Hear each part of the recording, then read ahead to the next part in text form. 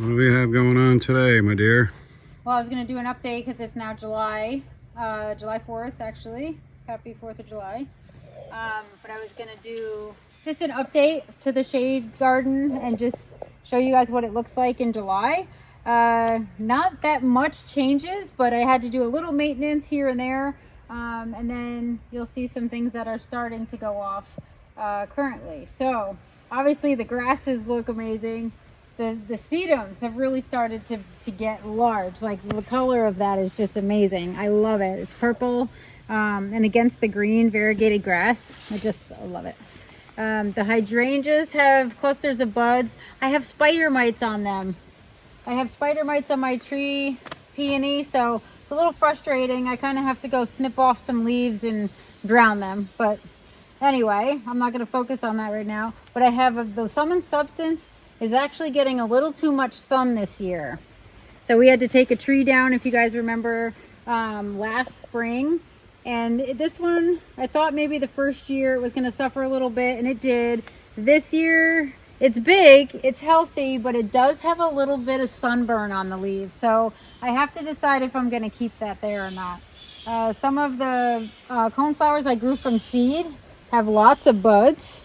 And I grew these from seed this year, so they're first year bloomers.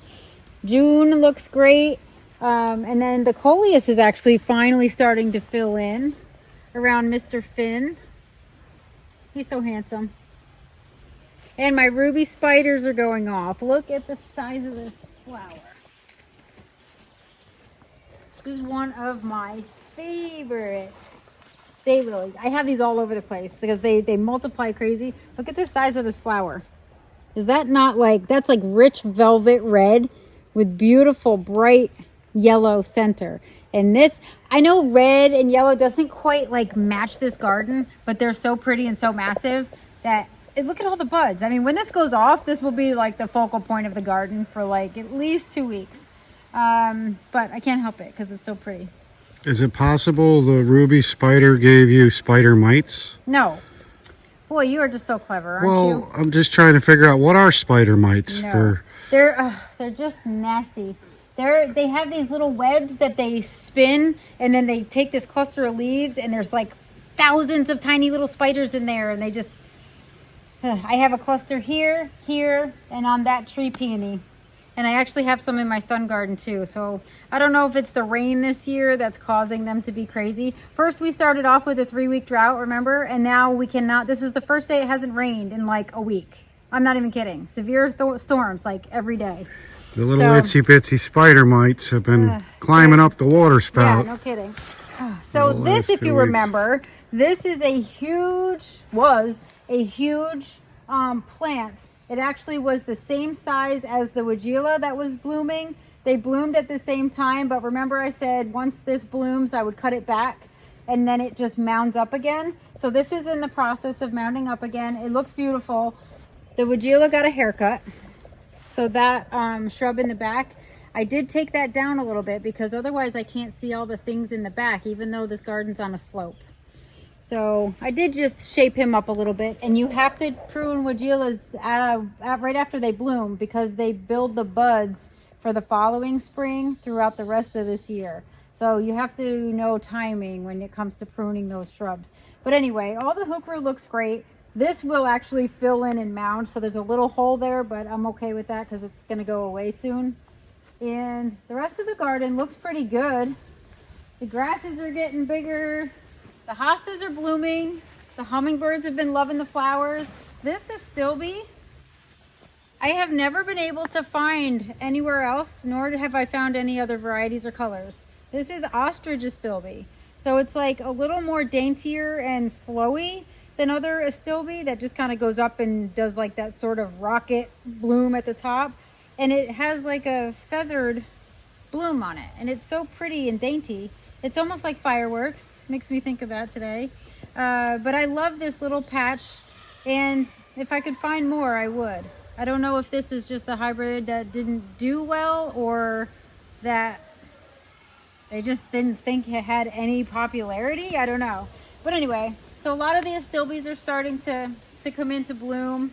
My two big blue rivals, they both have white flowers.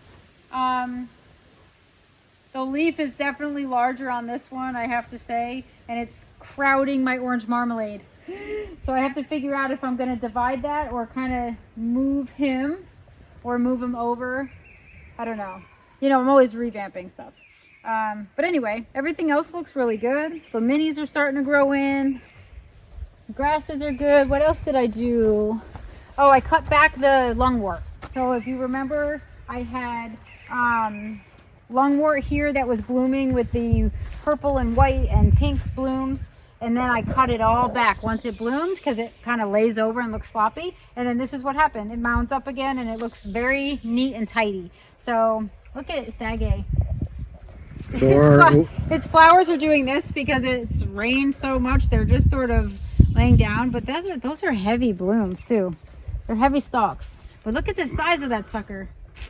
So do you cut that back too? You don't cut back hostas, right? No. Just let them kind of like... Not on purpose. The deer could help occasionally, but yeah. So lungwort isn't a hosta? No. It's totally different. Totally different. And now it's in remission. Yeah, the epimediums are kind of in their boring phase. In the fall, you'll start to see that bronzy color come back on the leaves. But once, you know, some people love hosta flowers, some people don't. So, you know, these right here, I leave them because the hummingbirds do go visit these flowers. It's the only reason. I'm one of those people that I'm not a big fan of hosta flowers. I do leave them. If they look tidy, I leave them for the hummingbirds. Do they contain seeds, the hosta flowers? There's not seeds in them, but if they're pollinated, they will produce a seed pod, and you'd have to leave it so long that it would look disgusting to me in the garden. I don't like the way they look. They get crappy, and I'm not interested in, like, I'd rather just buy hostas than to hybridize. What is the purpose of the hosta flower? Like, to reproduce, to reproduce itself. So it's a reproductive thing, just like all the other flowers. If you leave the flower, it produces a seed pod, and then you can grow new plants from the seed. So hostas don't grow from the roots and like spread out? They do. You can divide. But if you want to like cross a hosta, like make a new variety, for example, like Hot Kiss, this didn't always exist. Somebody hybridized that. So they crossed flowers and created seeds and grew the plant to see what it would look like. And this one came out amazing, and then it was sold retail. So if you need, like, if I wanted to divide this hosta next year, I could just like shove a shovel right in between it, split it into two, take this and take half of it and put it somewhere else and leave the other half, and I would still get a pretty decent size hosta. If I wanted an exact match of this, I would divide it. If I wanted to create my own hybrid, I would cross flowers of each hosta that I wanted to cross and see what happens. And I'm not really all that into that part of it. I'd rather just buy them because these are all beautiful and somebody does great work, because I love all the varieties that just look great. But July looks pretty good. Like, this garden does not need much. I mean, you do a little maintenance here and there, cutting back and cleaning up and sort of pruning where you need to prune, but it's very low maintenance, this garden. You would think it's a high maintenance garden. Not at all. So, I don't know. I feel like I've done an awful lot of maintenance in there. What? Doing what? Weeding it. Weeding it? Yeah. This garden hardly ever needs to be weeded. That's because I've been doing it. Oh, well, what do I know? Just haven't, bragged about it. Oh yeah, because that's a big bragging point. I don't need people to know all the stuff I do around here. But anyway. It looks beautiful, honey. Yeah. Not as beautiful as you on this 4th of July, but hey. Yeah. We should probably end this with a bang before our neighbors do. Sounds like they might be aiming mortars at us here. Yeah, I don't know. I'm happy there's a hill, but I think sound travels a little farther than I'd like it to. But anyway, I hope everybody enjoys their 4th and you enjoyed this little shade garden update, and we'll be back in a month. Yeah, we will.